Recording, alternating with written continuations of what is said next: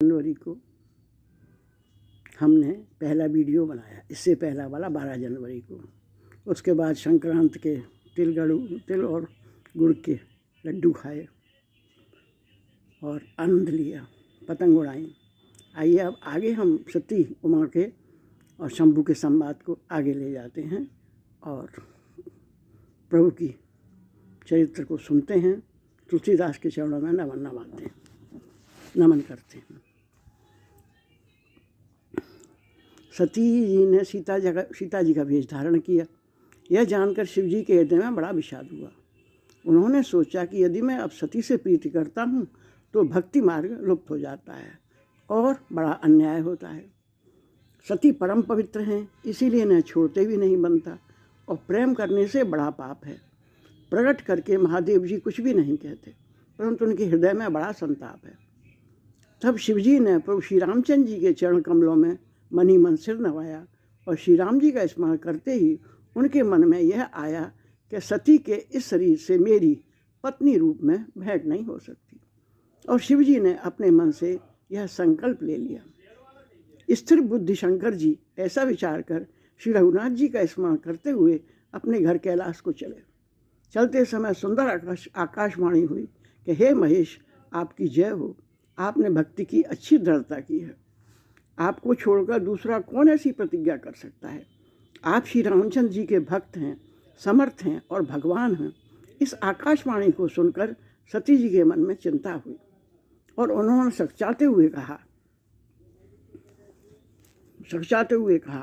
शिव जी से पूछा, हे कृपालु, कहिए आपने कौन सी प्रतिज्ञा की है। हे प्रभु, आप सत्य के धाम हैं और दीन दयालु हैं। यद्यप सती ने बहुत प्रकार से पूछा, परंतु त्रिपुरारी शिवजी ने कुछ भी न कहा।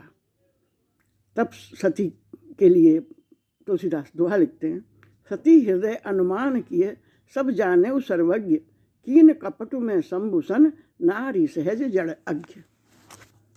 सती ने हृदय में अनुमान किया कि सर्वज्ञ शिवजी सब जान गए। मैंने शिवजी से कपट किया और मैं मूर्ख और बेसमझ ही रही। सोरठा में लिखते हैं तुलसीदास जी, उदाहरण देते हैं, जल पै सरस बिकाए, देखहि प्रीति की रीत भली, बिलग होए रस जाए, कपट खटाई परत पुनि। प्रीति की सुंदर रीति तो देखिए कि जल भी दूध के साथ मिलकर दूध के समान उसी के भाव में बिकता है, परंतु फिर कपट रूपी खटाई पड़ते ही पानी अलग हो जाता है और दूध फट जाता है और प्रेम का स्वाद जाता रहता है। अपनी करनी को याद करके सती जी के हृदय में इतना सोच है और इतनी अपार चिंता है जिसका वर्णन नहीं किया जा सकता। उन्होंने समझ लिया कि शिवजी कृपा के परम अथाह सागर हैं। इससे प्रकट में उन्होंने मेरा अपराध नहीं कहा। शिवजी का रुख देखकर सती ने जान लिया कि स्वामी ने मेरा त्याग कर दिया और वे हृदय से व्याकुल हो उठी। अपना पाप समझकर कुछ कहते नहीं बनता, परंतु हृदय भीतर ही भीतर कुम्हार के आवे के समान अत्यंत जलने लगा। वृषकेतु शिवजी ने सती को चिंतायुक्त जानकर उन्हें सुख देने के लिए सुंदर कथाएं कहीं। इस प्रकार मार्ग में विविध प्रकार के इतिहासों को कहते हुए विश्वनाथ कैलाश जा पहुँचे। वहाँ फिर शिवजी ने अपनी प्रतिज्ञा को याद किया और उसको करके बड़ के पेड़ के नीचे पद्मासन लगाकर बैठ गए। शिवजी ने अपना स्वाभाविक रूप संभाला। उनकी अखंड और अपार समाधि लग गई। सती बसई कैलाश तब अधिक सोच मन माहि, मरम न को जान कछु जुग जग सम दिवस सिराए। तब सती जी कैलाश पर रहने लगी और उनके मन में बड़ा दुख था। इस रहस्य को कोई कुछ भी नहीं जानता था। उनका एक एक दिन युग के समान बीत रहा था। सती जी के हृदय में नित्य नया और भारी सोच हो रहा था और वे इस दुख समुद्र में मैं पार कब जाऊंगी। मैंने जो रघुनाथ जी का अपमान किया और फिर पति के वचनों को झूठा कहा, उसका फल विधाता ने मुझको दिया। जो उचित था वही किया, परंतु हे विधाता, अब मुझे यह उचित नहीं जो शंकर जी से विमुख होने पर तुम मुझको जिंदा रख रहे हैं, तुम मुझे जिला रहे हो। सती के हृदय की ग्लानि कुछ कही नहीं जाती। बुद्धिमती सती ने मनी मन श्री रामचंद्र जी का स्मरण किया और कहा कि हे प्रभु, यदि आप दीन दयालु कहलाते हैं और वेदों ने आपका यश गाया है और आप दुख को हरने वाले हैं, तो मैं हाथ जोड़कर विनती करती हूँ कि मेरी यह देह जल्दी छूट जाए। यदि मेरा शिवजी के चरणों में प्रेम है और मेरा यह व्रत मन वचन और कर्म से आचरण में सत्य है, तो हे सर्वदर्शी प्रभु सुनिए और शीघ्र ये उपाय कीजिए जिससे मेरा मरण हो और बिना ही परिश्रम या परित्याग रूपी अशय विपत्ति दूर हो जाए। दक्ष सुता सती जी इस प्रकार बहुत दुखित थी। उनको इतना दारुण दुख था जिसका वर्णन नहीं किया जा सकता। 87,000 वर्ष बीत जाने पर अविनाशी शिवजी ने समाधि खोली। शिवजी राम नाम का स्मरण करने लगे।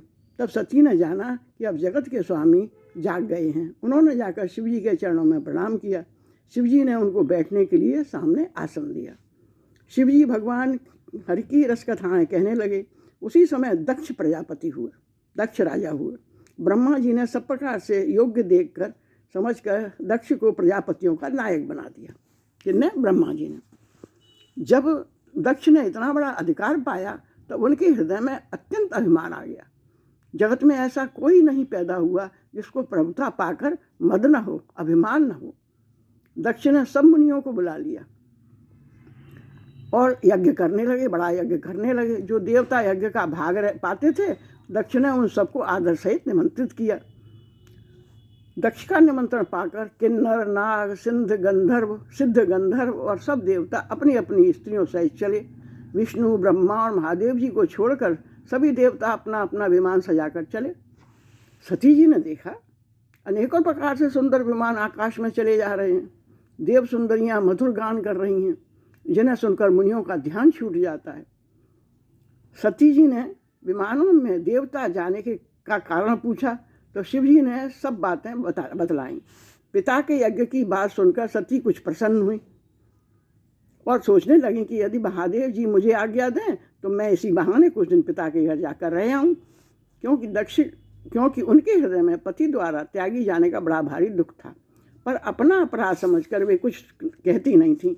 आखिर सती जी भय, संकोच और प्रेम रस से सनी हुई मनोहर वाणी बोली, हे प्रभु, मेरे पिता के घर बहुत बड़ा उत्सव है। यदि आपकी आज्ञा हो तो हे कृपाधाम, मैं आदर से तो उसे देखने जाऊं।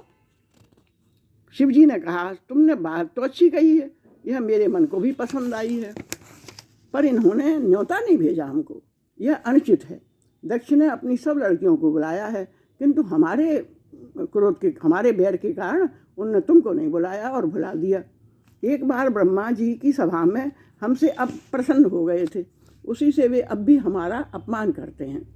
हे भवानी, जो तुम बिना बुलाए जाओगी तो न शील स्नेह ही रहेगा और न मान मर्यादा ही रहेगी। यद्यपि इसमें संदेह नहीं कि मित्र, स्वामी, पिता और गुरु के घर बिना बुलाए भी जाना चाहिए, तब भी वहाँ कोई विरोध मानता हो, उसके घर जाने से कल्याण नहीं होता। शिवजी ने बहुत प्रकार से समझाया, पर होनहार वश सती के हृदय में बोध नहीं हुआ। फिर शिवजी ने कहा कि यदि बिना बुलाए जाओगी तो हमारी समझ में अच्छी बात न होगी। शिवजी ने बहुत प्रकार से कहकर देख लिया, किंतु जब सती किसी प्रकार भी नहीं रुकी, तब त्रिपुरारी महादेव जी ने अपने मुख्य गणों को साथ देकर उनको विदा कर दिया। ये हमने रामचरितमानस का आनंद लिया, रसपान किया और तुलसीदास के चरणों में नमन करेंगे, वंदन करेंगे, अभिनंदन करेंगे उनका।